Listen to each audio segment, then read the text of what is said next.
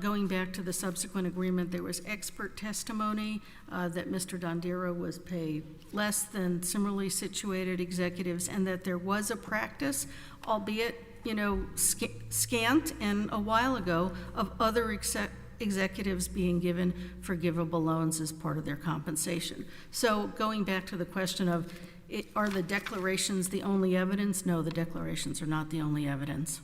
And I've provided a notebook full of some record excerpts that'll be easier to pull than looking at the whole electronic record.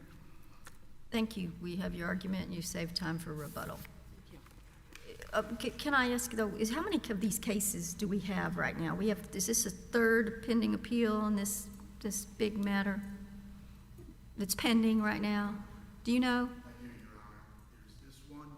There's the appeal of denial of the petition for writ of mandamus from the district court. There's another appeal that's in briefing right now, which is the appellant's appeal of a judgment that was entered on breach of contract claim. So Okay, so those three, I believe. but there's also the other one. We're waiting for a decision. Yeah. We're waiting for a decision on a case.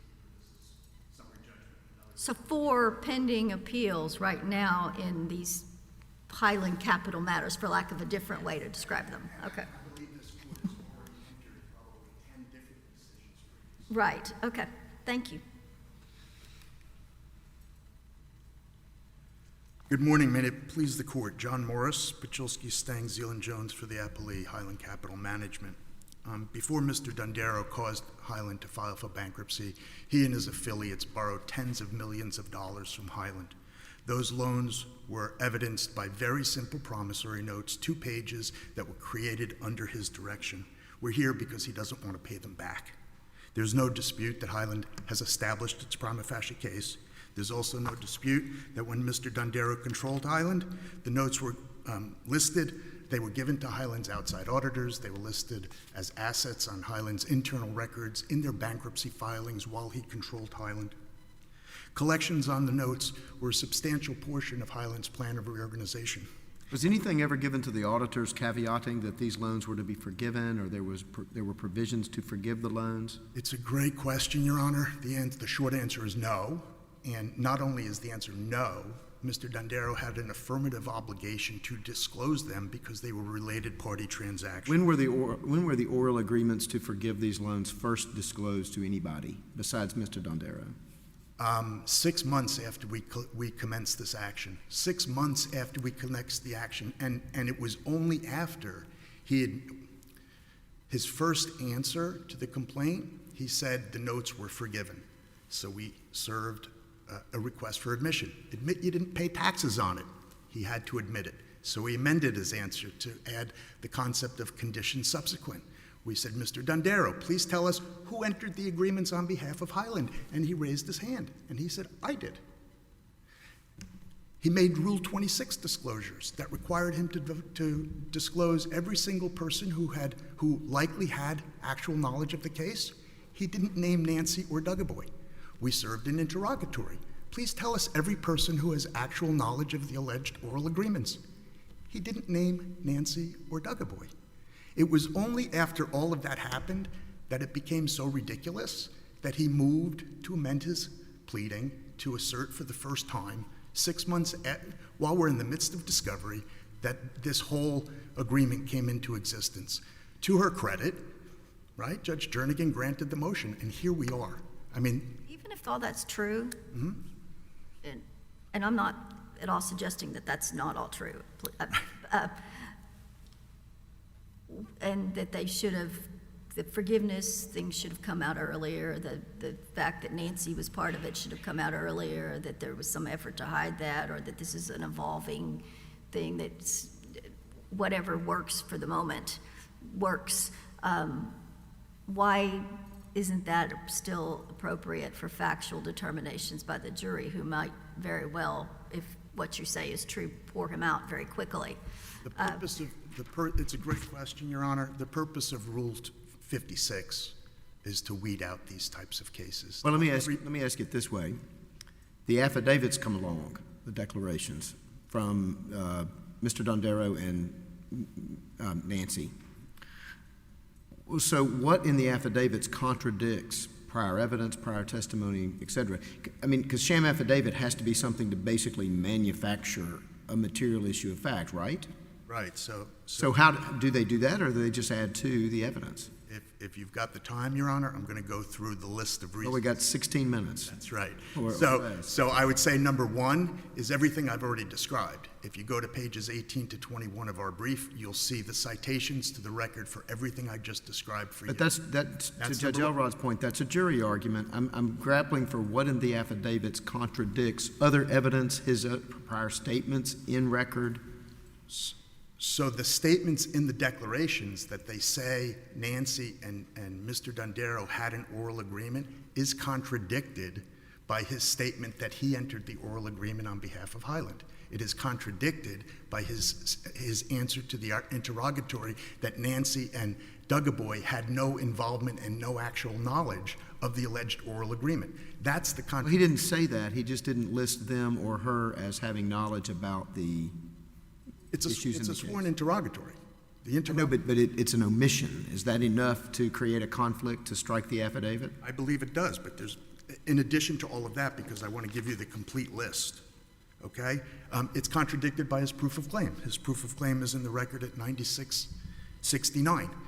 His proof of claim was filed in April 2020, long before he and Highland got into an adversarial position, long before we had an asset monetization plan, long before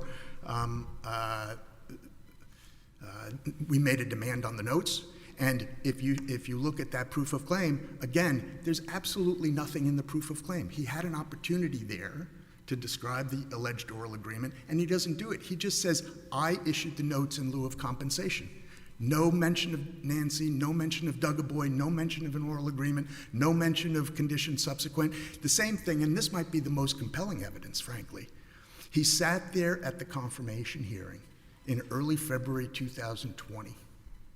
We have made the demand on the notes. He has defaulted. He has defaulted on the term notes, and we have sued him. A principal component of the plan of reorganization was to collect on the notes in order to pay creditors. Mr. Dondero filed substantial objections to the disclosure statement, substantial objections to the plan of reorganization. The subject of the notes was the subject of testimony at the hearing. It was the subject of argument at the hearing. Everything's on the table, and he still doesn't raise any of these defenses, not only oral agreement, but prepayment. He's got the opportunity at that moment to say, don't confirm this plan. I've got all these defenses. The creditors aren't going to get the money that's being projected in the financial statement. I mean, I believe that that's compelling evidence, but there's plenty more. He says that he didn't disclose the agreements to PricewaterhouseCoopers because he didn't think they were material to Highland.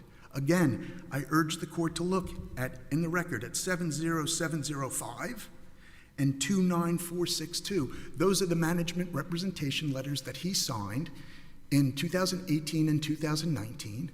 In the second paragraph, it specifically states that only certain of the representations are subject to materiality. And if you look at representation number 36, it requires him to disclose all related party transactions. It's not even subject to materiality. So it's another way that the declaration conflicts with undisputed evidence. Well, it's the same question that Judge Wilson asked. It's not light was red, light was green. It's light was red, I'm not saying anything about the color of the light. And I should be saying the light was red on the other party and not doing an aha moment at the trial. I know, I'm sorry for the simplistic analogy, but. So just a few points on that. First of all, let's remember that we don't have the burden of rebutting their defense. They have the burden of creating a genuine dispute of material fact. And you create a genuine dispute of material fact when you put forth sufficient evidence that would allow a reasonable jury to render a verdict in favor of the party who has the burden of proof on that issue. And so all of these things show that they don't meet their burden of proof, and they can never meet their burden of proof. But with respect specifically to the management representation letters, that's not just an omission. That is a misrepresentation. He misrepresented to their auditors that there was no interrelated party transaction when there was. That's an affirmative misrepresentation. But to get there, He did, but yes, I mean, that may in itself be something he's liable for, I mean, civilly or criminally or whatever, if you misrepresent to auditors. I'm not assuming that happened. Right. But why is that not, why isn't that an aha for your side at the trial of why he's full of bull on his, for lack of a, that's not a very judicious thing to say, why his thing is not true? I apologize, and I no offense meant to your client in any way. So what I would do, Your Honor, is refer the court to the Supreme Court case of Scott versus Harris. In Scott versus Harris, you had This isn't a video. It is exactly like a video. That's exactly the point. It is not like a video. That's We can look at the video ourselves. That's what we do in Scott v. Harris. It's the only place where we can look at the evidence and totally ignore the district court. It's exactly what the failure to disclose the management and the management representation is a video at that moment in time. The failure to speak up at the confirmation hearing when he had every incentive to do so is a video of that moment. To get to where you're going, don't we have to weigh the factual record one against the other, and isn't that improper at summary judgment? That's the point, right? So I would say I respectfully I disagree. mean, to exclude an affidavit as a sham affidavit, I'm just a simple guy who had a practice in Mississippi, but I litigated this issue a few times. But it had to contradict the deposition testimony. Simple example. I slipped on the floor. I didn't see anything on the floor in the grocery store. And are you sure you didn't see anything? No, I didn't. Was there any kind of signage up? No, I didn't see anything like that. And then they come in with an affidavit at summary judgment and says there was something slippery on the floor. It was on my hand. I remember now. And also I think it had been there a while. That's a sham affidavit. It's excluded. It can't create a material fact issue. But if there isn't a statement previous that says there weren't any agreements, or whatever it may be here, but then they come in with an affidavit and said, oh, yes, there were, and there were all these conditions subsequent, et cetera.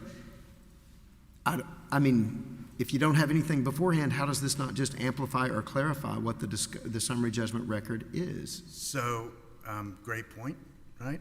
But courts do it all the time. And you don't even have to get so far as concluding that it's a sham affidavit. For example, courts shouldn't do it all the time. For example, those are errors by courts, aren't they? No. So, for example, in We U.S. reverse versus, them all the time for doing it. That's the thing. not at all. For U.S. versus Lawrence, for example, this court dealt with an enforcement on promissory notes, and the person was trying to resist the enforcement of the promissory notes with an affidavit that said he had a third party who was identified who had already paid the notes off. And the court didn't say it's a sham affidavit. I don't even think you have to go that far, although I do think it is a sham affidavit. But the court said, no, we're not accepting your affidavit because there's no evidence to support it. The same is true here. There is no evidence to support any of these defenses. And if I may, because It's not a genuine dispute. that is exactly the point. Where's your case law, best cases that support that this is not a genuine dispute? Celotex talks about the very principles of Rule 56. Okay, Celotex is another Supreme Court case. Well, yeah, we know that one. That's right. Twombly and Iqbal, and those are seminal cases. But where is the case where we're practically dealing with a dispute where there's evidence on both sides and we say, no, it's not a genuine dispute? I would, again, go to U.S. versus Lawrence. I would go to Alton versus Texas A&M. Hacienda, Walmart, they're all cited in our brief. There's a legion of cases. This court doesn't hesitate. And here's the analysis. And this is what they're trying to do here. They're almost trying to make this a motion to dismiss standard. They're almost trying to say to the court, you have to accept the allegations as true. But that's not what we're doing on a motion for summary judgment. What you're doing on a motion for summary judgment is you're looking at the declaration, You're trying to give it the best possible light, but you must, in accordance with the very plain terms of Rule 56, look at it not in a silo, not in isolation, but relative to the entire record in the case. And that's the import of citing to things like his responses to the request for admission, his responses to the interrogatories, because you don't look at these things in isolation. If you did, naturally you would conclude that there's a genuine dispute of material fact, but that is not the law. The law says that you must look at it in context and make a decision as to whether or not, in context, in light of the entirety of the record, is a reasonable jury ever going to credit this? And I just want to touch on a couple of the other defenses. The mutual mistake defense, I mean, if the court would look in the record at 70154 through 7 and 70160, they will see contemporaneous emails that are sent to Frank Waterhouse, the person whose signatures are on the notes, the treasurer of HCMFA, and they say, Frank, we're going to transfer the money. We're going to book it as loans. We're going to issue the promissory notes. I mean, there's no genuine dispute of material fact that Mr. Waterhouse knew exactly what was happening, and he's an officer of the company. The insurance claim, right? I mean, on the mutual mistake issue, they made an insurance claim in their name. They didn't mention that Highland was at fault. They didn't mention that Highland had paid them all this money. They took $5 million from the insurance company, and now they say the $7.5 million from Highland, which Mr. Waterhouse was told was going to be in the form of a note, is somehow also compensation. They got $12.5 million for a $7.5 million loss. Does that even, to use the bankruptcy court's words, pass the straight face test? It does not. He had actual and apparent authority to sign the notes. The shared services agreement fails as a matter of law. Just look at the terms of the agreement. There's nothing in that agreement that authorizes, let alone commands Highland to make payments on NexPoint's behalf without authority or authorization. And you don't have to take my word for it. Again, this is yet another contradiction in Mr. Dondero's declaration. Look at Frank Waterhouse's testimony. It's in the record at 2091 to 92. It's like 2 pages. And Mr. Waterhouse, at that point, still the treasurer of NexPoint, so his testimony binds NexPoint, no longer affiliated with Highland in any way, testifies unambiguously that Highland had no authority to make payments on behalf of NexPoint without approval from him or Mr. Dondero. That's what summary judgment is all about. You had an officer of the appellant testify exactly what the agreement says, and that is you can't do this unless you're authorized. Do you know anything about this? I think it's from the other side. Have you reviewed it? Is it appropriate for us to consider? Is this? I'll leave that to you. Okay. I haven't reviewed it. It was just, you didn't get a copy before this morning? I got a copy this morning. Okay, I don't want to take any more time Okay. with it. Thank you, but Your Honor. it just is sitting up here, and I didn't know what to do with it, so. And finally, on the shared services defense, there's also other testimony from Mr. Waterhouse that can be found in the record at 72428, where he testified. Actually, it's Ms. Hendricks' testimony, and it's unrebutted, that she was instructed by Mr. Waterhouse, again, the treasurer of NexPoint, not to make the payment. HCMS and HCRE, Mr. Dondero says they also had oral agreements to receive shared services. There's nothing in the record that they ever paid for them. There's nothing in the record to support that assertion. With respect to the prepayment defense, I would encourage the court to look at the amortization schedules because they provide definitive proof that the term note borrowers were in default.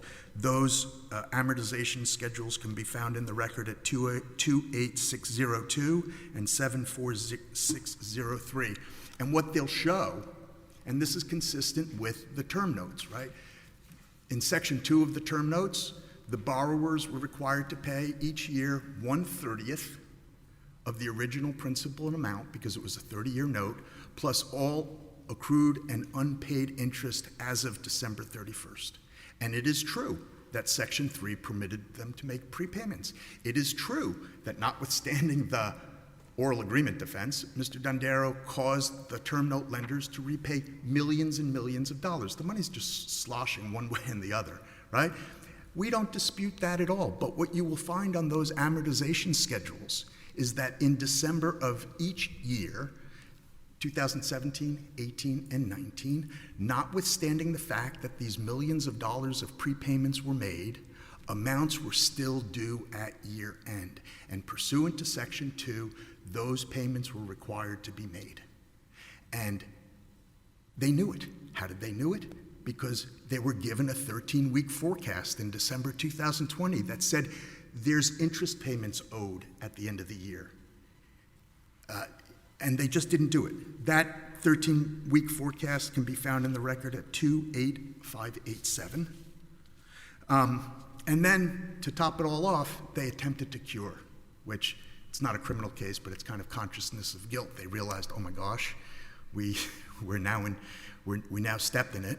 And the attempt to cure contradicts the prepayment defense, it contradicts the oral agreement defense, it contradicts the shared services, Highland was negligent defense. You wouldn't do that if you thought you had those defenses. Again, all of those payments are being made on the eve of confirmation. Mr. Dondero's lawyer stands up in court at confirmation and doesn't say any of this. You know why?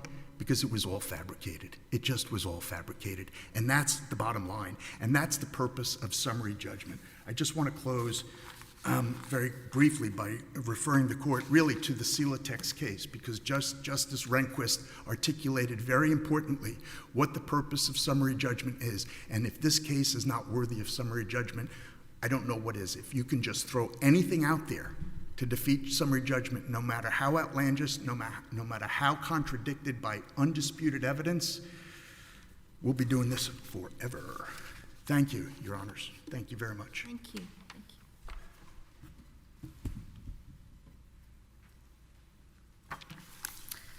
What's notable about my learned friend's argument is that it sounds a lot like a closing argument for a jury.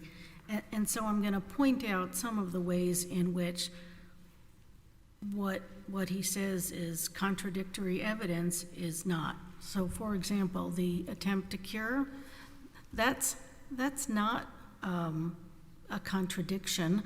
That's because at the time, the conditions subsequent had not yet been met, and it was the practice to continue to pay as long as Highland needed money, and there was an allegation of default, and so there was a knee-jerk reaction, we have to pay. Now, in fact, what they could have said at the time is, gee, we did prepay, we shouldn't pay this money. And if you look at those schedules that Mr. Morris directed you to, you will see that the payments were made all across the year, and they weren't necessarily made on that due date at the end.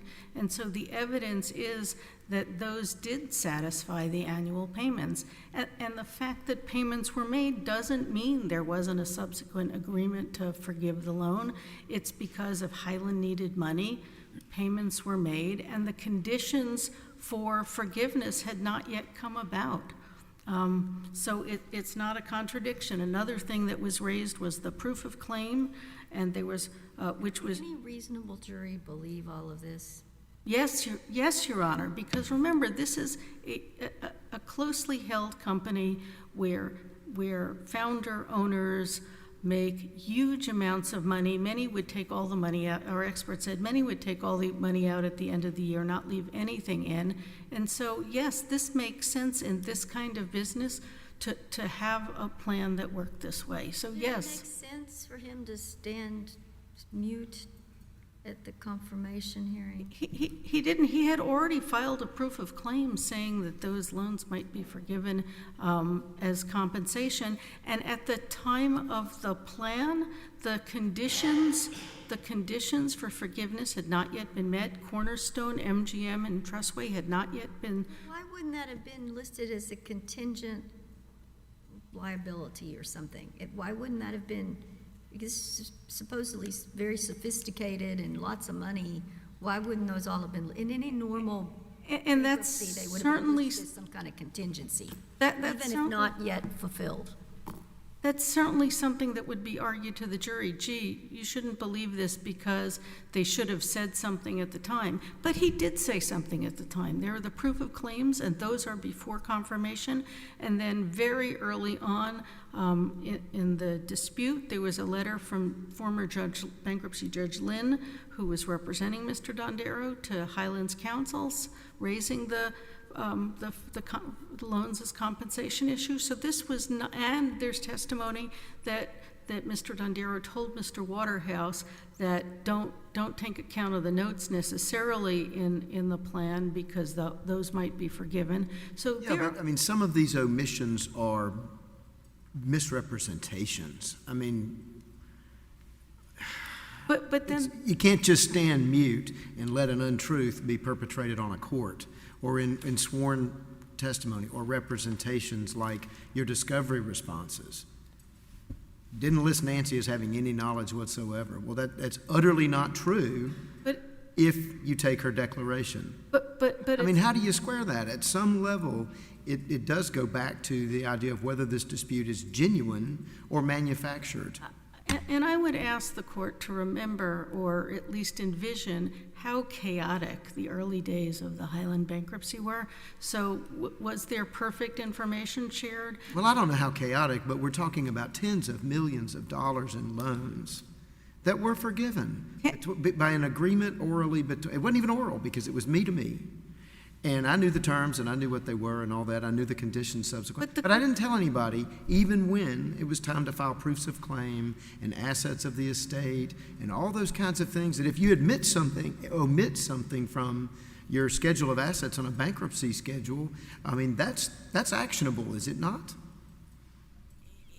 If it had come to pass, but in fact later the conditions occurred, so the loan were forgiven. At the time, that had not yet occurred, and there was. But you can't just hide it until, well, now it's live. That's not the way those contingent I mean, would it work. have been more prudent to say something? Surely, but that's a factor that the jury's going to consider in deciding whether or not to accept this. It's not something that can be decided on summary judgment because it's one of many factors, and we submit the proof of claim and the letter actually support the notion. I see that my time is up unless you have any other questions. No, thank you very much. We appreciate the arguments of both sides, and this case is submitted. Thank you. Thank you.